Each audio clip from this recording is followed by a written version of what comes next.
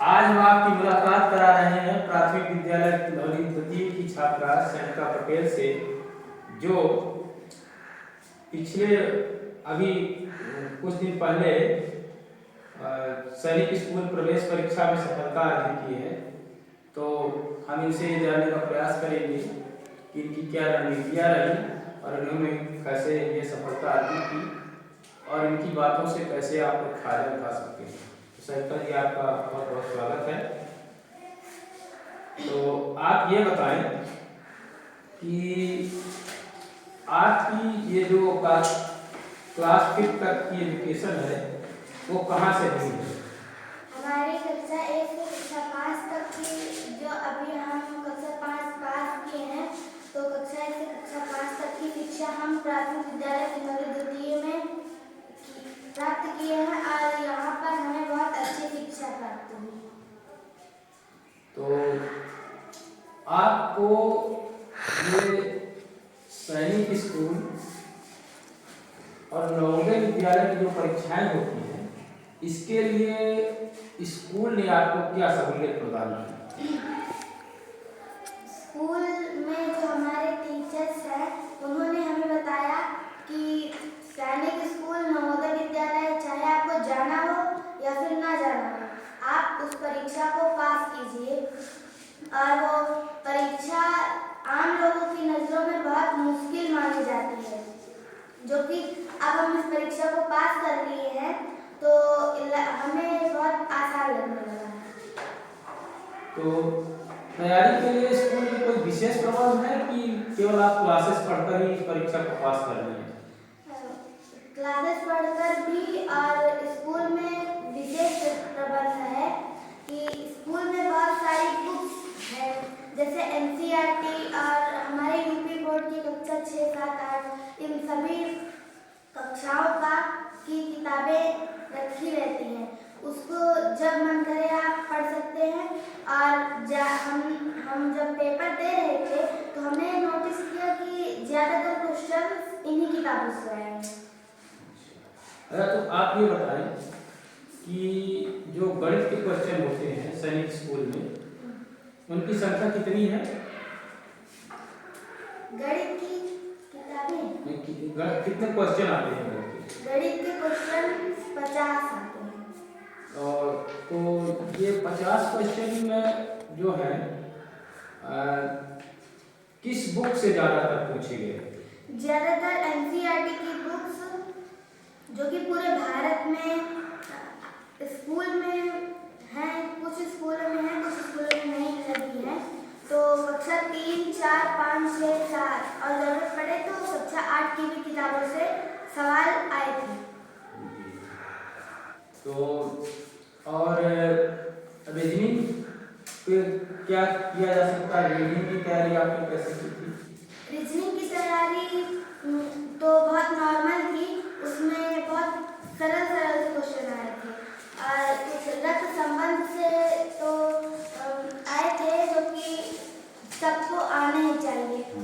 और जो रीजनिंग थी वो बहुत, मतलब जो एकदम क्रीम लेयर की रीजनिंग थी, बहुत सरल है। अच्छा, अब जो नए बच्चे सैनिक स्कूल, विद्या ज्ञान, नवोदय विद्यालय, इन सब परीक्षाओं की तैयारी करना चाहते हैं, तो वो क्या रणनीति अपना सकते हैं?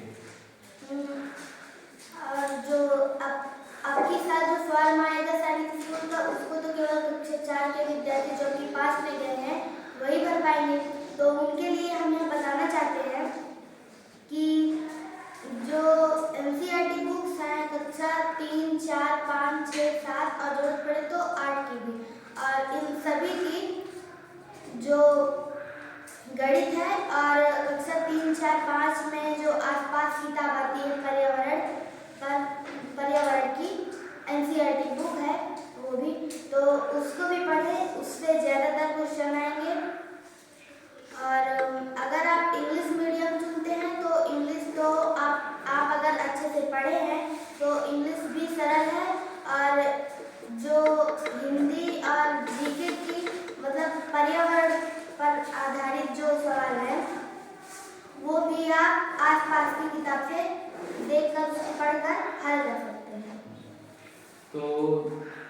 क्या आपका इरादा सैनिक स्कूल में एडमिशन लेने का है? अगर अभी तो उसका मतलब काउंसलिंग चल रही है, उसमें अगर 8वें राउंड तक हमें थोड़ा खाल स्कूल मिल गया तो हम उस स्कूल में चले जाएंगे। और एक सवाल ये है कि सरकारी स्कूलों में बच्चों को पढ़ने से कोई दिक्कत तो नहीं हो रही है? दिक्कत तो नहीं हो रही है, मगर उन स्कूलों में थोड़ी थोड़ी दिक्कतें होती हैं। जैसे कोई बच्चा आया है किसी बहुत अच्छे लेवल के स्कूल से आया है तो उसको सरकारी स्कूल को समझने में थोड़ी देर लगेगी, और जो बच्चा एकदम मतलब अच्छा स्कूल में कई दिन पढ़ चुका है उसको तो हमारे ख्याल से कोई दिक्कत नहीं होगी। अच्छा ये बताओ, सरकारी स्कूलों में आपको किताबों को लेकर कोई दिक्कत होती है? दिक्कत तो किताबों को लेकर है, क्योंकि नया सत्र शुरू हुए 1 हफ्ता हो गया है और अभी तक किताब आई नहीं है। हम प्राथमिक विद्यालय किन्हौली द्वितीय की जानकारी हमें है कि अभी तक उस स्कूल में किताबें नहीं आई हैं। वही 3-4 साल पहले की किताबें सभी बच्चे चला रहे हैं, और जो इसके पहले के कक्षा 5 के विद्यार्थी थे उनको भी किताबें नहीं मिली थी, वो भी पुरानी किताबें चला रहे थे। अच्छा ये बताइए कि सरकार को इस विषय में क्या करना चाहिए? किताबों की उपलब्धता समय पर हो जाए तो प्राथमिक विद्यालय में सुधार हो सकता है। हाँ, सुधार बहुत होगा और नए एडमिशन भी होंगे। जैसे कुछ सरकारी स्कूल ऐसे होते हैं जिसमें 1 हफ्ता 2 हफ्ता बीत जाता है मगर एक भी नया एडमिशन नहीं होता है, तो इसको हम सरकार ये करे तो ज़्यादा अच्छा है कि 1 हफ्ते पहले नया सत्र शुरू होने से 1 हफ्ते पहले ही किताब स्कूल में आ जानी चाहिए, या BRC पर भी आ जाए तो भी सही रहेगा, क्योंकि टीचर जाकर ले लेंगे और फिर जैसे ही नए सत्र का पहला दिन शुरू होगा वैसे ही सारे बच्चों को किताबें बढ़ जानी चाहिए, जिससे बच्चों के अंदर उत्सुकता आएगी कि किताब में क्या है। हमें भी पढ़कर देखना चाहिए कि किताब मतलब बच्चों को उत्सुकता आएगी पढ़ने के लिए ज़्यादा, और एडमिशन भी नए होंगे। अच्छा आप ये बताइए कि क्या आपके विद्यालय में जो ऑफिसर्स आते थे वो कुछ सहयोग करते थे? सहयोग थोड़ा मोड़ा करते थे पर उतना ज़्यादा भी नहीं, क्योंकि अभी स्कूल की हालत बहुत ख़राब है, जैसे कि किताबें नहीं आई हैं और अच्छा टॉयलेट्स वगैरह? हाँ वो भी दिक्कत है। और अभी ये स्कूल में 5-6 साल जब से स्कूल बना है तब से वही शौचालय प्रयोग हो रहा है, और अब तो वो एकदम खराब हो चुका है। और जो नई नई योजनाएं आ रही हैं कि बच्चों को निपुण बनाना है, वो भी किसी स्कूल में नहीं पूरा हो पा रहा है। अच्छा आप ये बताएं कि ARPs में आप किसी ARP को जानते हैं जो आपको कुछ हौसला बढ़ाए होते हैं? हाँ, एक है डॉक्टर सुंदरम श्रीवास्तव सर। वो जब भी जैसे हम लोग सैनिक स्कूल पास किए थे तब भी वो आए थे, और 1 महीने में उनका दौरा हो ही जाता है 1-2 बार। अच्छा जब उनका दौरा होता है तो आप लोगों को कैसा लगता है? जैसे खबर पहुंचती कि सर आ रहे हैं सभी बच्चे एकदम खुश हो जाते थे, और ऐसा लगता था जैसे कि कोई बहुत बड़ा अधिकारी आ चुका है। तो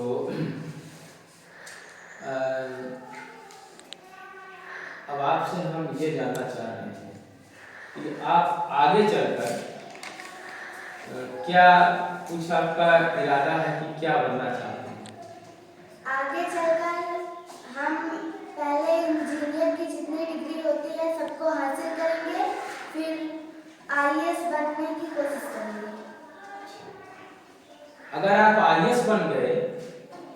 तो प्राथमिक विद्यालयों के लिए क्या करेंगे?